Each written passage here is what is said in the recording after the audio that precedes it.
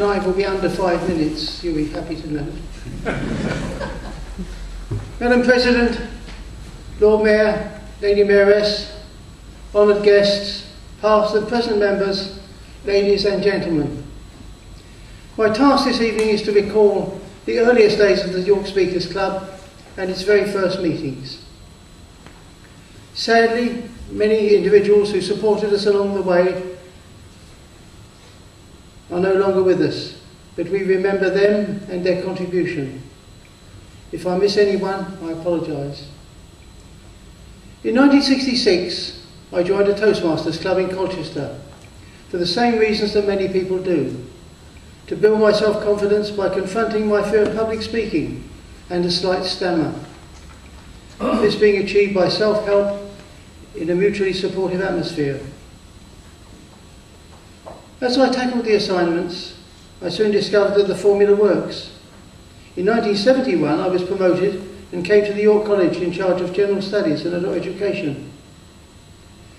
Recognising that the system is both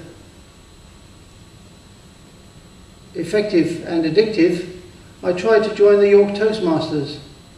Unfortunately, this club was being disbanded, a victim of having to send large membership fees to the American parent at a high rate of exchange. With no local club to join, a job with much evening work, and a young family,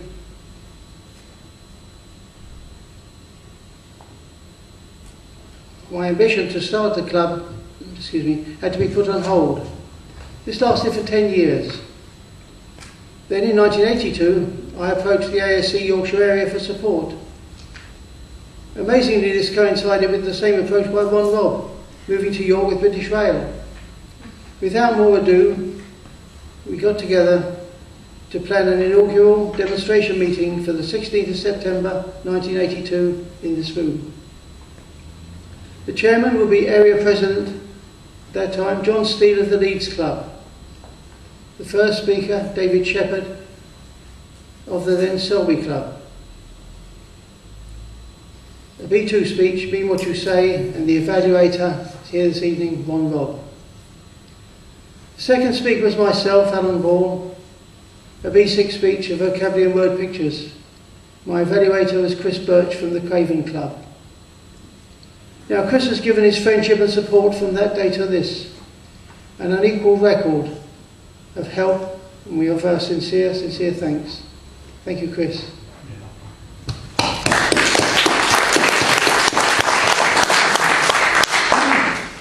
The topics chairman was Fred Ward, the Area Development Officer from the Leeds Club. The first topics taker was Frank Griffiths of the Calderdale Club, to show how it should be done. 12 brave men and 1 brave woman took topics, and many more of the 37 attendees volunteered. At least 3 of these topic takers are here this evening. David Horton, our Lord Mayor, you've already met.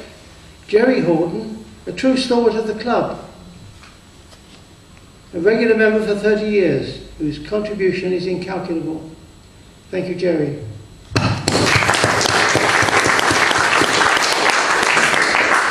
And Jeff Rawlinson, who is jolly glad to see again. I wonder what that was for.